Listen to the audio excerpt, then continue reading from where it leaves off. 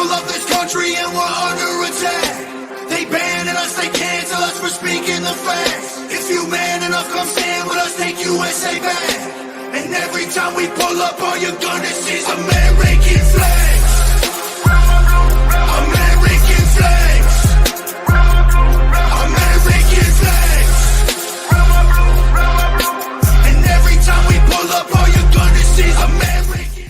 Hello, Patriots. This is Eddie Smith, your host, and welcome to another episode of the Patriots Prayer, where we put America first and dig into the stories that matter most to you.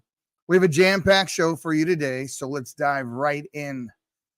First up, we've got some intriguing polling numbers to discuss. According to a recent survey, 51% of Americans feel they were better off financially under President Donald Trump. Go figure. While only 32% feel the same under the current administration of President Biden. What does this tell us about the current state of our economy and the sentiment of American people? We'll break that down for you. More to come on that later. On the next story is a somber one.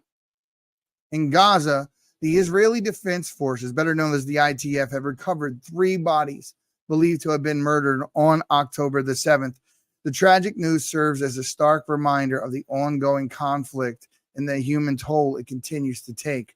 We'll provide more details and discuss the broader implications. More on that coming up. Next, we have a story that's shaking up Washington. Representative Tom McClintock has come forward stating that President Biden's attempt to use executive privilege to withhold audio recordings of his interview with special counsel Robert Hur will not stand. McClintock likens the situation to the Nixon tape, emphasizing that this is a criminal investigation. And we'll dive into the more details and explore the potential fallout. Stay tuned for more on that.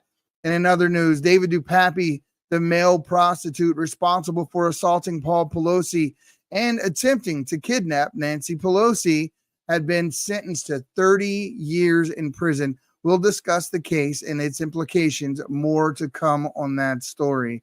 And finally, we've got a fiery exchange between Marjorie Taylor Greene and Alexandria Ocasio-Cortez.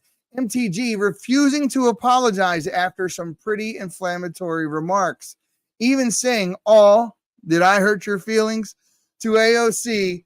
We will unpack that confrontation and what it means for the political landscape. More on that to come.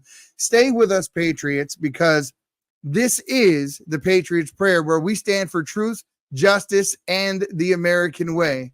We'll be right back after these messages from our sponsor. Greetings, kindred spirits. Welcome to Smoking Gun Coffee, where the essence of the land infuses every sip.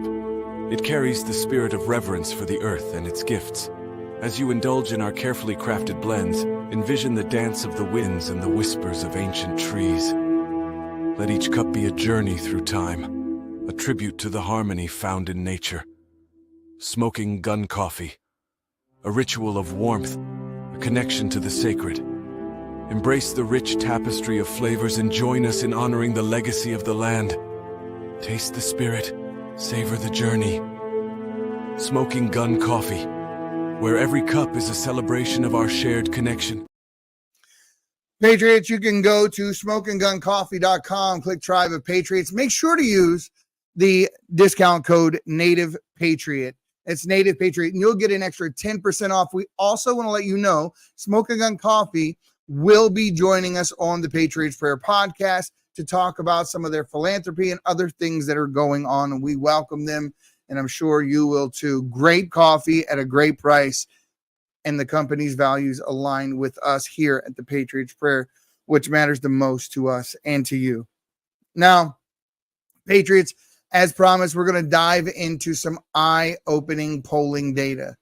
Now, that polling data gives us a clear picture on how Americans feel about the current administration and their financial situation under the current President Biden, and how they felt about former President Donald Trump. A recent Bloomberg Morning Consult poll shows that 51% of registered voters in key swing states believe they were better off financially under Trump.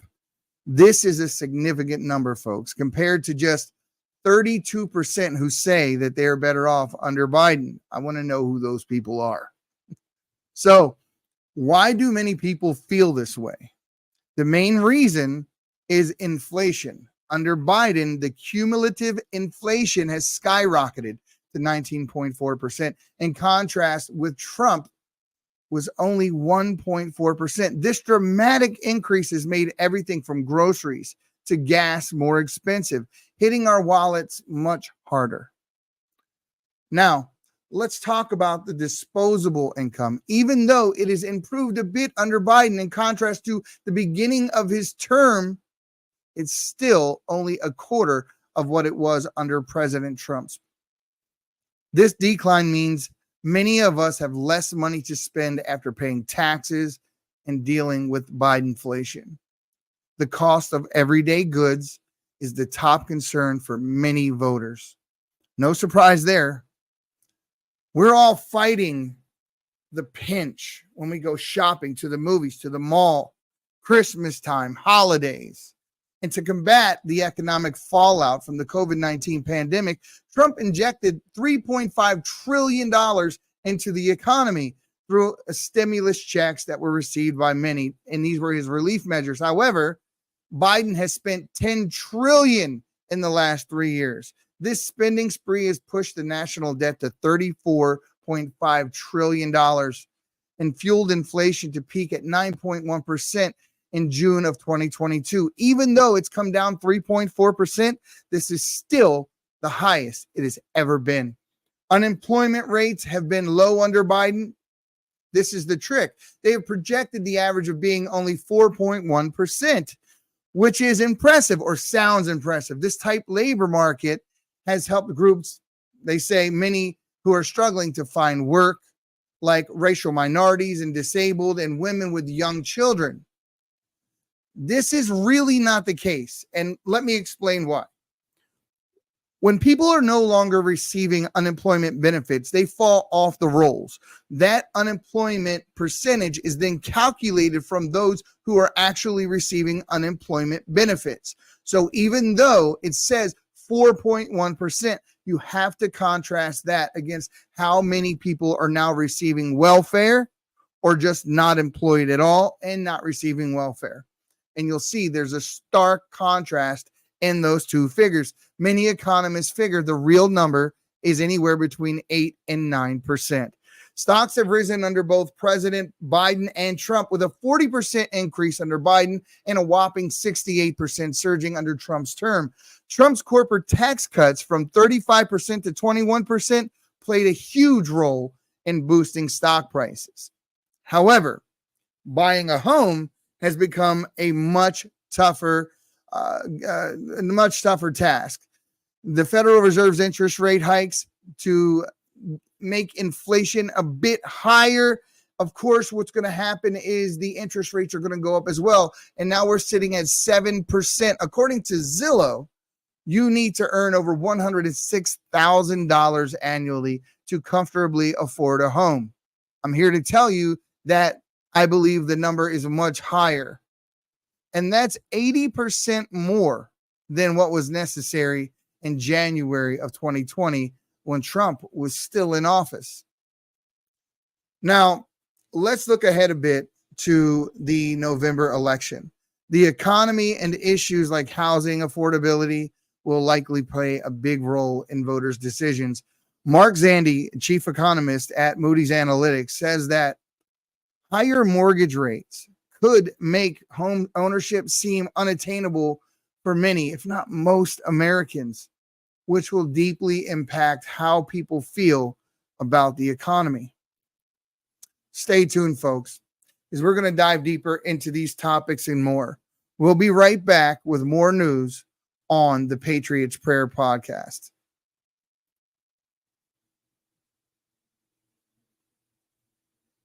Military use when they need unlimited power during critical missions. Civilians like you can now get their hands on the exact same technology within 24 hours for pennies on the dollar. Folks, as a former infantry soldier, I can tell you this is the best and cheapest way to get reliable, unlimited energy. And no, I'm not talking about regular generators or the expensive solar panels. You don't have to be an electrician to do it. There's no maintenance needed. It doesn't take up a lot of space. And the best part, you won't need to rely on the power grid anymore. Click below now and hit play.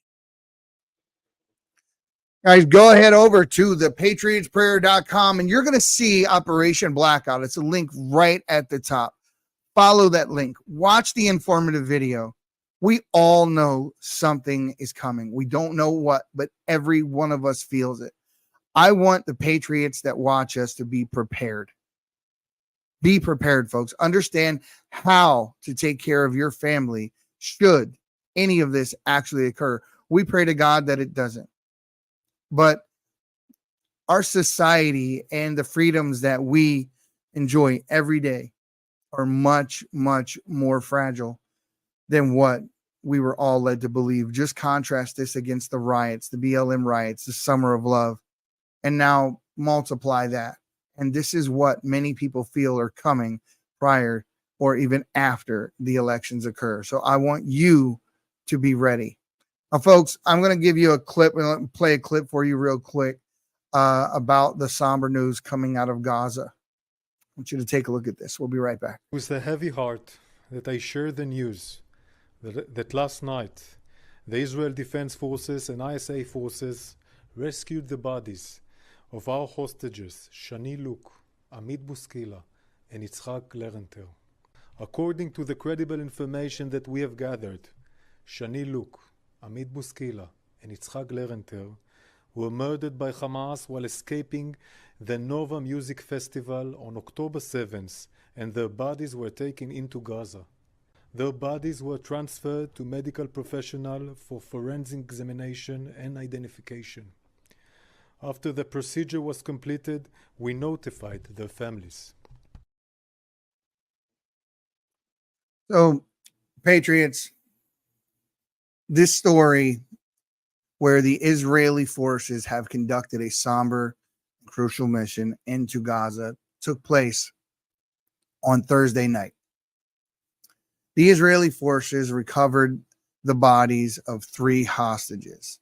The chief military spokesman, Daniel Hagari, confirmed on Friday that the bodies of these three hostages were tragically found murdered by Hamas.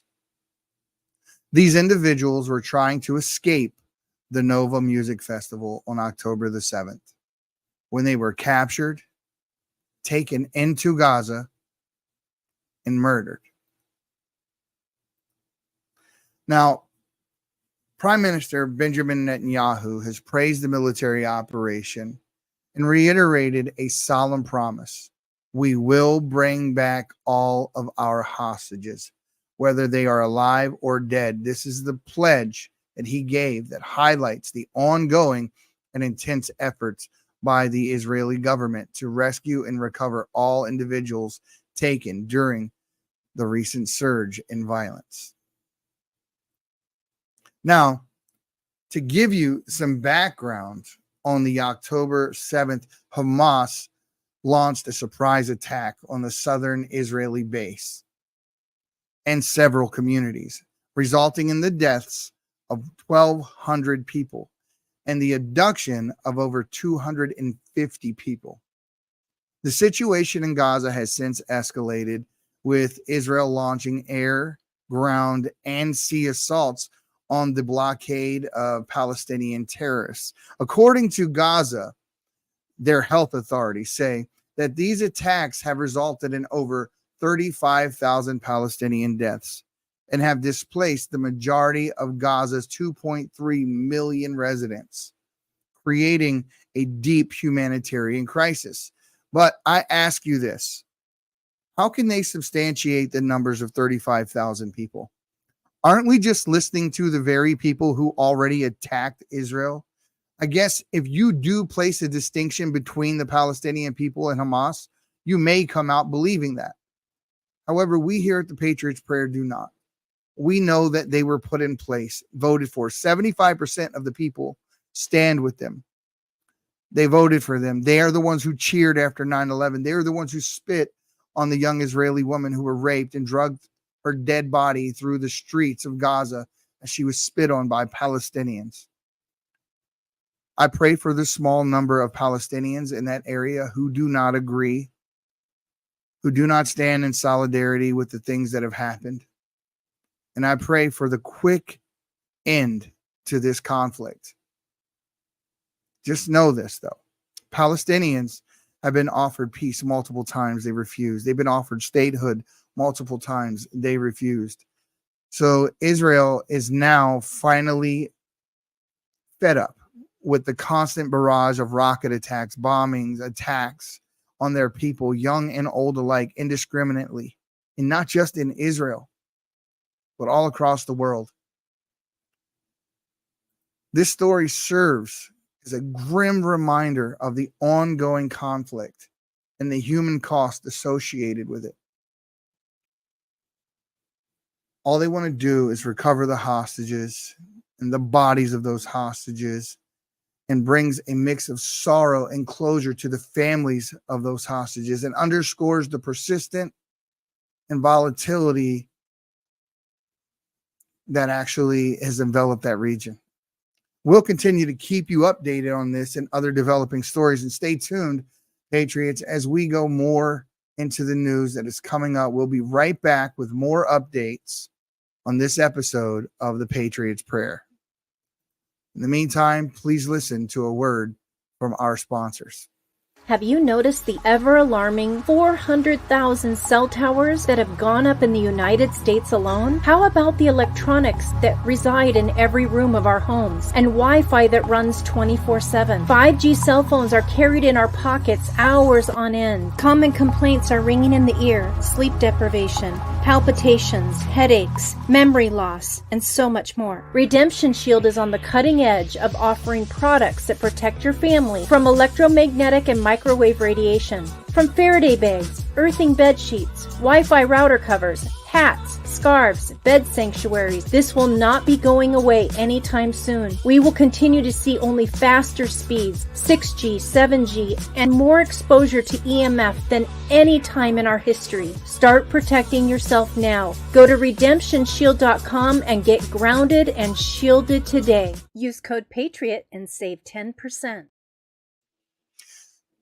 Folks, go to redemptionshield.com, and anything that you purchase from their site, if you use code Patriot, you'll get an additional 10% off.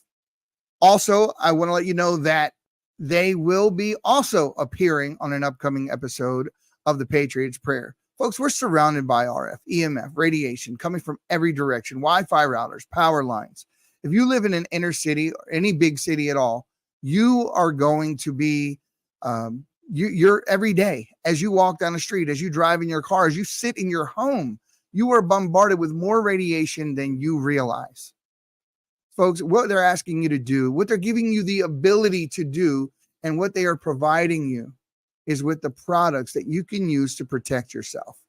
There have been causes like ringing in the ears, headaches, and even more associated with the amount of radiation that we're constantly bombarded with and exposed to.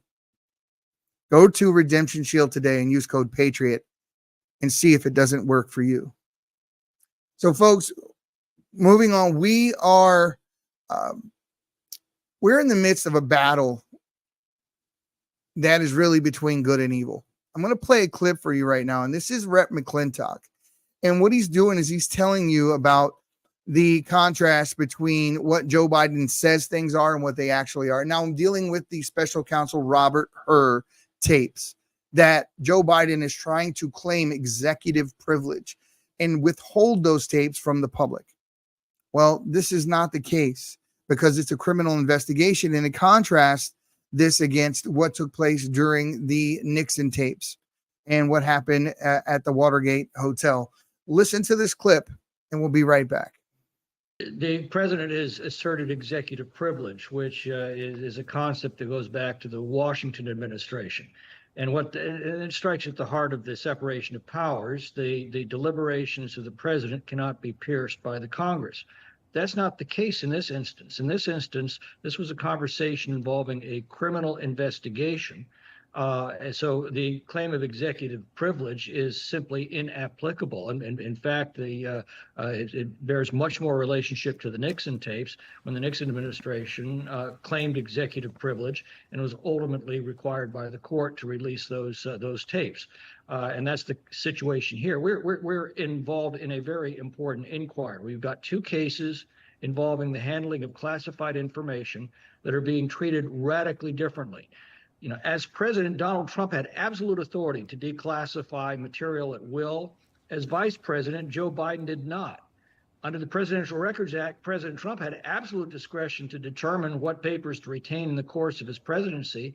As vice president, Joe Biden did not. And yet a decision was made as a result of this interview to prosecute Donald Trump, but not to prosecute Joe Biden. Okay. And that's at the heart of the matter. Okay. So, Patriots, this is a heated battle, and President Biden's use of executive privilege, does it or doesn't it apply here? According to Tom McClintock from California, who you just saw in that clip talking to Newsmax about President Biden's claim of executive privilege, says no, it does not. So these recordings of Biden as he's being interviewed by special counsel Robert Hur, McClintock argues that this claim is simply inapplicable because he believes that it might ultimately be struck down by the courts when it makes it that far, and hopefully it does that soon. McClintock explained that executive privilege is a long-standing concept designed to protect the president's deliberations from congressional interference. However, he pointed out that this situation is much different because it involves a criminal investigation, not routine presidential deliberations. McClintock compared Biden's claim to the Nixon tapes, where the courts ultimately required Nixon and his administration to release their recordings. It makes perfect sense to anyone who's actually paying attention. This situation is part of a larger inquiry into the handling of classified information.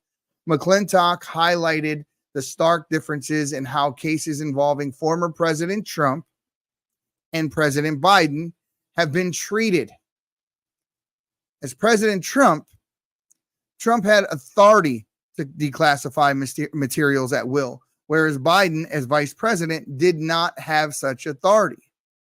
Despite this, Trump faces prosecution while Biden does not, raising questions about the double standard in our justice system. Now, McClintock also noted that Attorney General Merrick Garland is not shielded from criminal liability for defying congressional subpoenas. To release these recordings, he must listen to oversight. He referenced former President Trump's officials who were sentenced to prison for their similar defiance, emphasizing the inconsistency in how justice is being meted out or applied today. This controversy underscores the broader issues of transparency and accountability in government.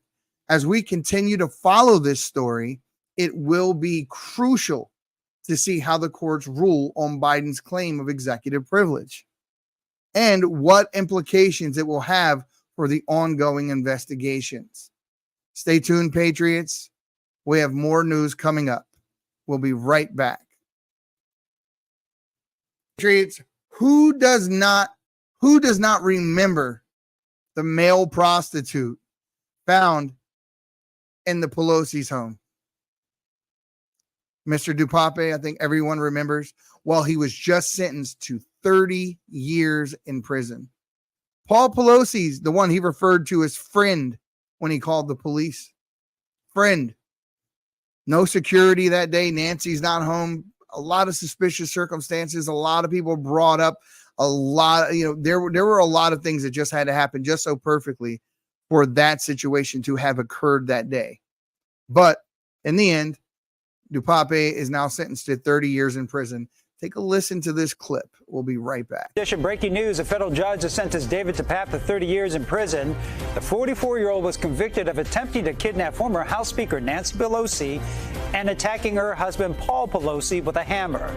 This happened inside the Pelosi's San Francisco home back in October of 2022. During trial testimony, DuPape admitted he intended to hold the speaker hostage and, quote, break her kneecaps if she lied to him.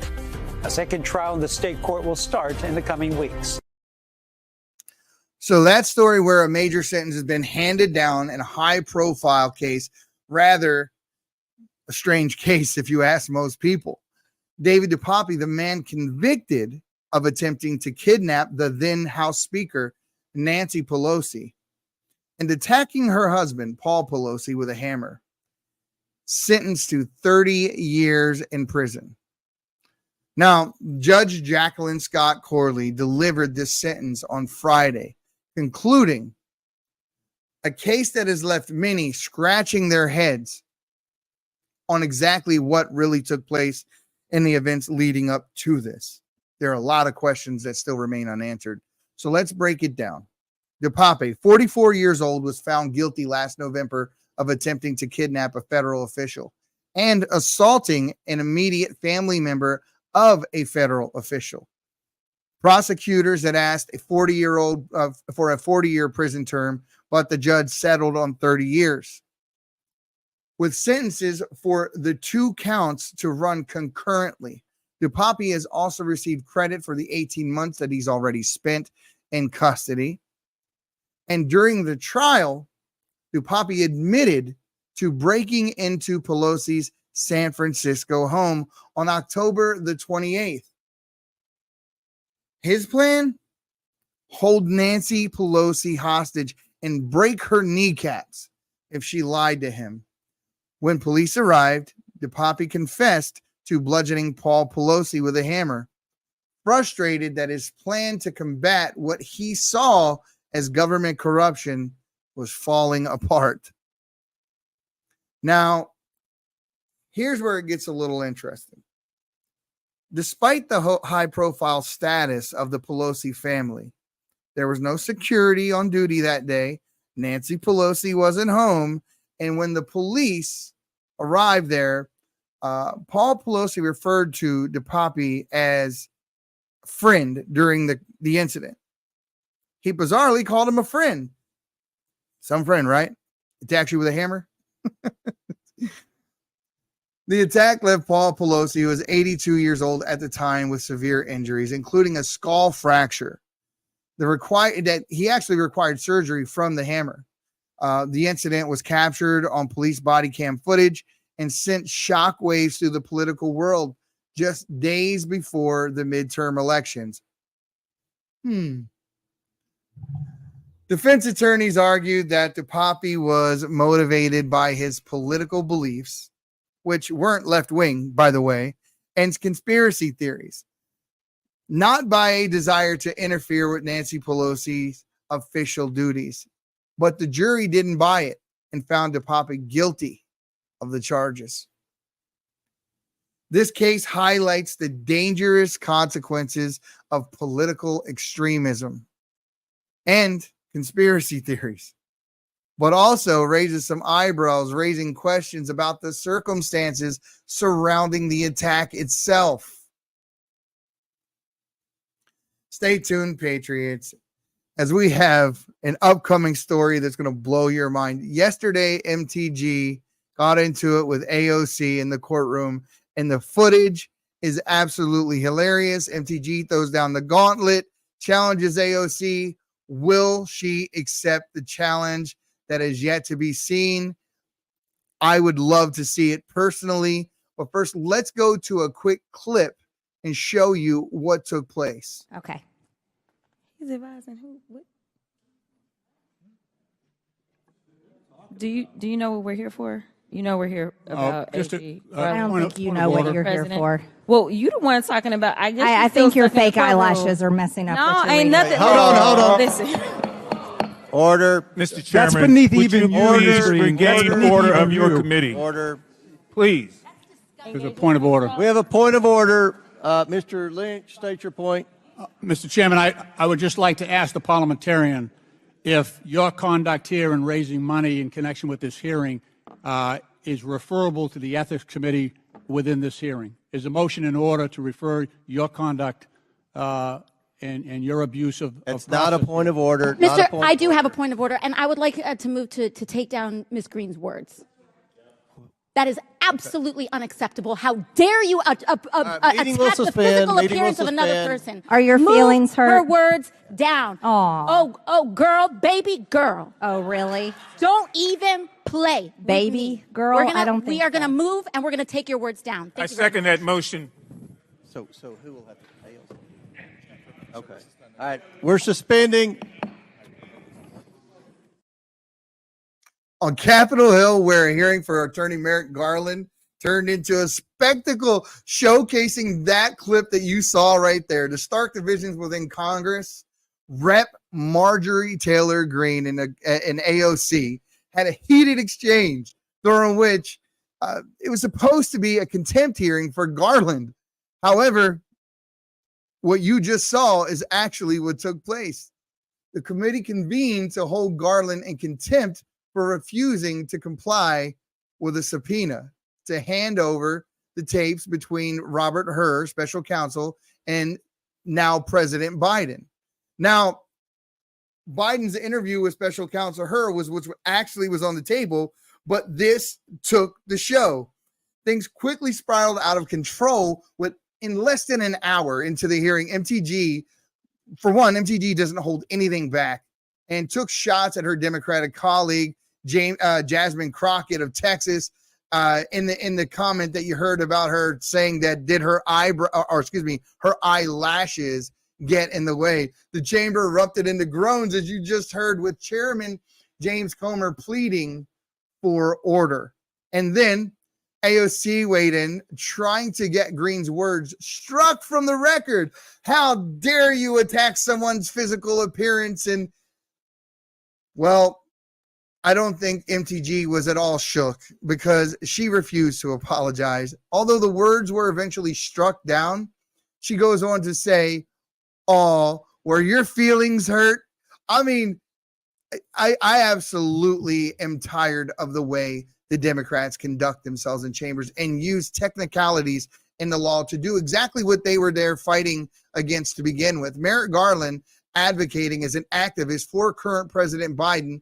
And as we just covered in the last story, well, not 2 stories back, there is a different set of rules that seems to be applied for Republicans versus Democrats. There's another clip here that took place. I want to play it for you, showing exactly what MTG said after they convened. I believe there's another motion coming. So, you agree to strike your words? Yeah. Okay. Ms. Green agrees to strike her words. I believe she needs to apologize. No. Perry, okay, hold on. Then after Mr. Perry's going to be recognized, then Ms. Green I'm not has 4 minutes and apologizing. 21 Well, seconds. then you're reserve not the right to striking your object. words. I am Mr. not Perry. apologizing. Now let's go. Come on, guys. Why don't you debate me? Mr. Chairman, the I minority. think it's pretty self-evident. You're not. Yeah, you're not. out of order. You don't have enough You're out of order. intelligence. Chair recognizes Mr. Perry. Okay, move to strike I'd like to strike those words as well. Move to I would strike like to strike the those lady's as well. words again. That's 2 requests to strike. That's 2 requests to strike. Oh, they cannot take the There's words. another motion to strike her words again. Please All right, get okay, your members under here's control. the correct parliament. Ms. Green, do you agree to unanimous consent to strike your words? I repeat again for the second time. So she said you don't have the intelligence to debate me. You notice there was an awful lot of quiet coming from AOC's side of the room at that point because she doesn't want to debate her. She doesn't want to talk about the issues. They, like I said, they want to use all these legal technicalities in order to combat otherwise it would be common sense legislation. Marjorie Taylor Greene's stance of not apologizing and talking about how the words hurt them are the exact things that we complain about in everyday life. However, for me, it is actually, I love it. I love it to see someone actually championing the sentiment of the people in chambers. We are tired of it. We're sick of hearing AOC say the stupidest things. Jamie Raskin saying the stupidest things. Chuck Schumer saying the absolute most asinine things. Adam Schiff, and the list goes on and on and on. We are tired of it. As people, we are sick of it. And we want to know that our political officials are going to stop playing nice. They're going after Trump. Many of us believe that what happened last year in the last presidential election deserves a much more closer look, and them calling it the big lie and ignoring evidence after evidence after evidence and creating charges where there were none and putting fraud charges on Trump where no one was defrauded. The Democrats are not playing nice. And the Mockingbird media is actually enabling and condoning this whole situation. But when we fight back, when the conservatives stand up, we are the ones that are controversial.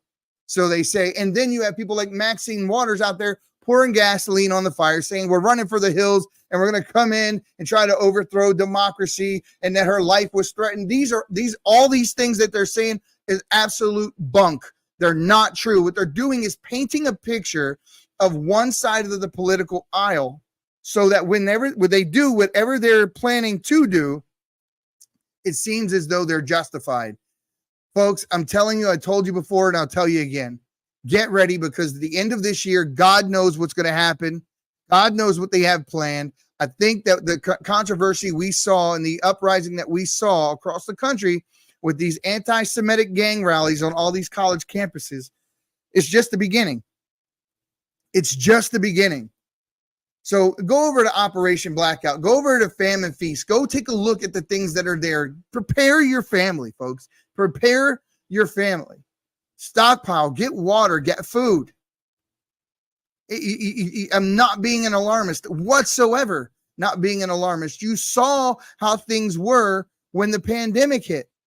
And that wasn't with riding across the entirety of the country, although BLM was tearing things up wherever they were, setting federal courthouses on fire, setting up Chaz on the chop zones up in the Northwest where people were murdered, but Black Lives Matter. Folks, it's going to be much worse this time around. Many believe that, including me. Please prepare your family. If you can get out of big cities, please do. Please do.